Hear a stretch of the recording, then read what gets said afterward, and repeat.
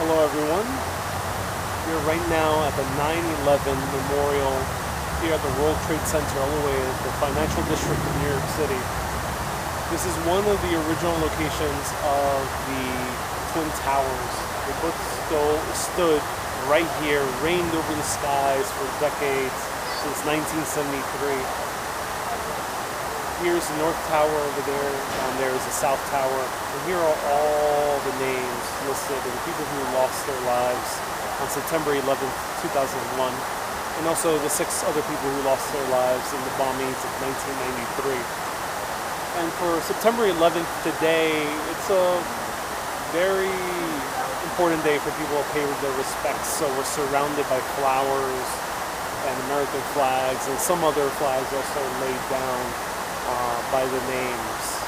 Now this was designed by Michael Arad and Peter Walker, and it won out the design compared to all the other designs, mostly because it was not filled with a lot of things. It wasn't this huge extravagant monument, more so it was an absence of it. So New York decided to buy for less is more and build this huge memorial that showed the absence of the original 2 plots of land of the Twin Towers. And the entire name of the memorial is called Reflecting Absent. Let's walk around.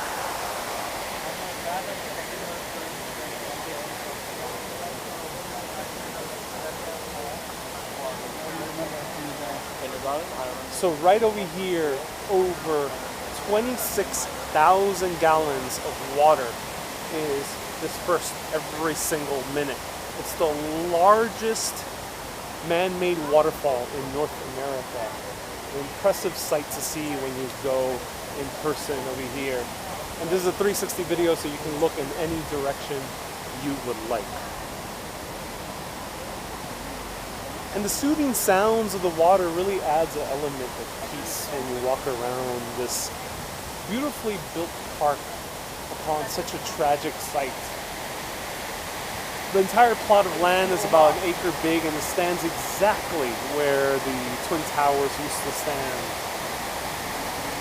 Down into the bottom goes about 30 meters down to the very foundation of the original Twin Towers. And we're surrounded by World Trade Center. This is the World Trade Center complex. You see the Oculus down there, the World Trade Center Transportation Hub, WTC 2 and 3, and WTC 1 over here, and WTC 7 right behind it.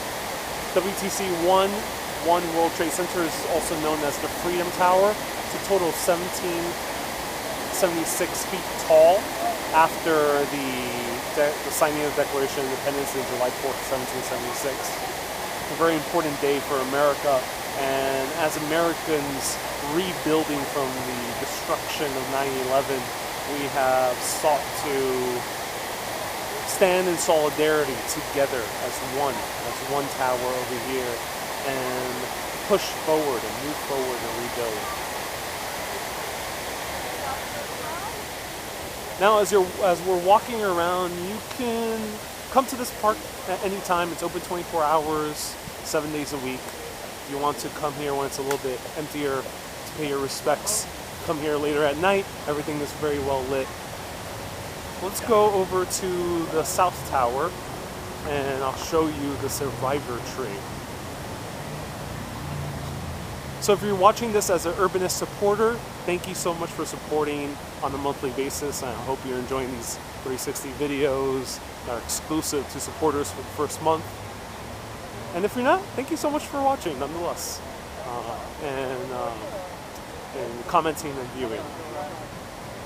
So it's a very packed day, lots of people all around. Right in front of us is the 9/11 Museum. It's a museum that honors the Twin Towers, the attacks that happened, and the people who lost their lives, and the first responders who sacrificed their lives to help many thousands of people out of imminent death. And many who survived as well.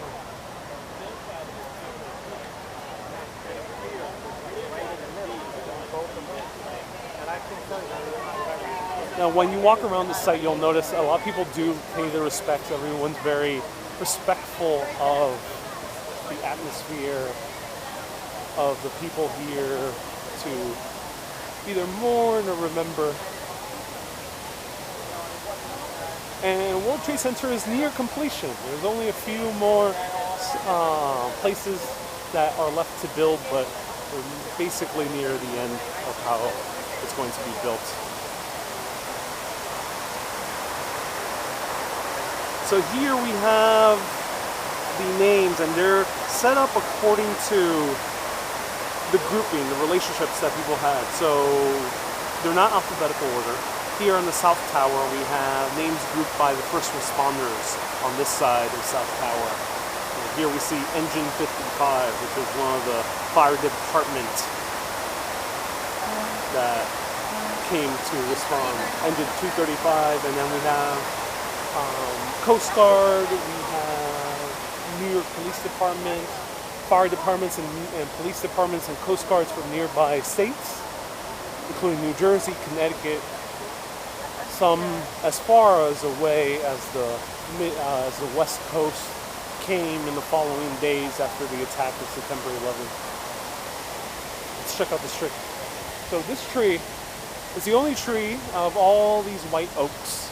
This is the only pear tree that is fenced off. And the reason it's fenced off is because it is the only surviving tree that survived the attacks of September 11th. It laid in the rubble, and as they were digging through, they saw that the tree was hanging literally by a branch. It's a miracle that it survived the attacks. And the New York Parks and Recreation Department decided to nurse it back to life, and they did. And back in 2010, they replanted it right here. And it's near its original place. So this tree actually survived September 11th. It's a living reminder of these attacks, of the strength to keep moving on.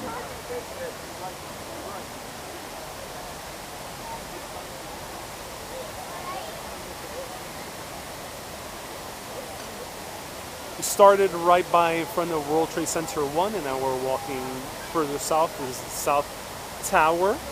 Now these two towers are the same exact place where the towers stood.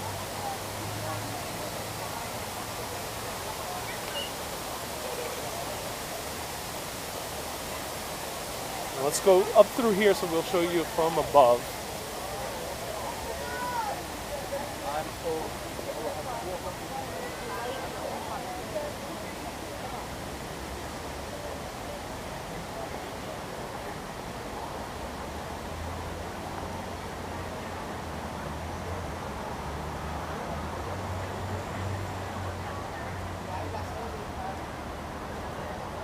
Now the security here has been upgraded significantly, and that is a great job. The Freedom Tower is the most fortified building in the entire world.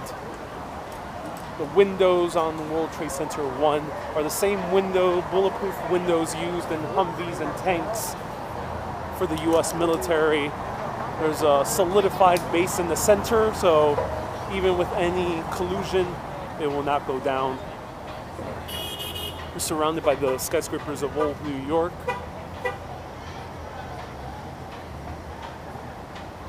Now, World Trade Center, the original Twin Towers, was part of a larger infrastructure, part of the original World Trade Center. Another building collapsed right by the Twin Towers. It was World Trade Center 7. It collapsed. It was right next to it as well.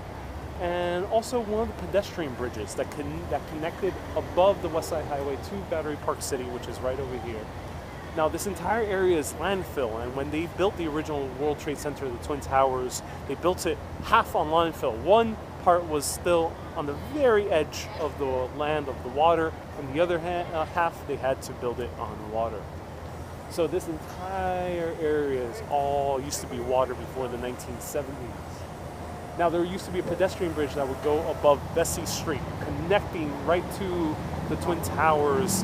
That collapsed due to the destruction of the Twin Towers. But this pedestrian bridge survived. As you can tell, the design is very different from the modern aesthetic of the New World Trade Center. And it's because it has the same aesthetic as the original Twin Towers. And it's still there, you can still walk across it. Let's go upstairs. There's a now beautiful park, elevated park up here. We're going to check it out. As we're walking through, you can see views of World Trade Center. You see the Oculus there in the distance.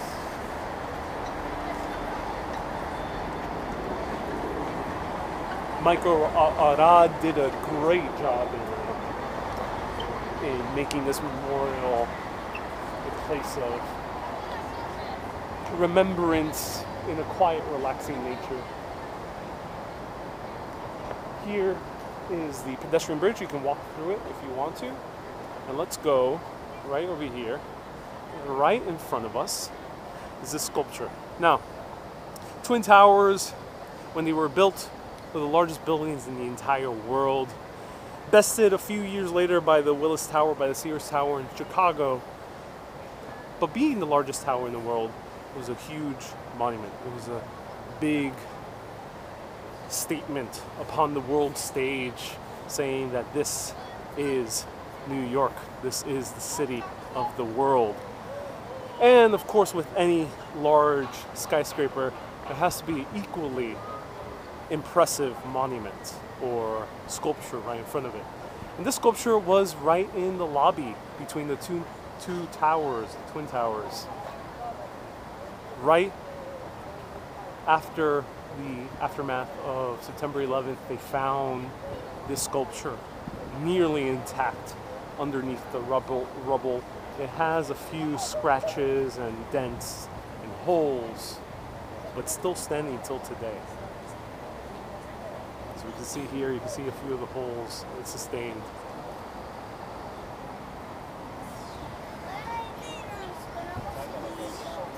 And it's truly impressive that this sculpture survived through it all.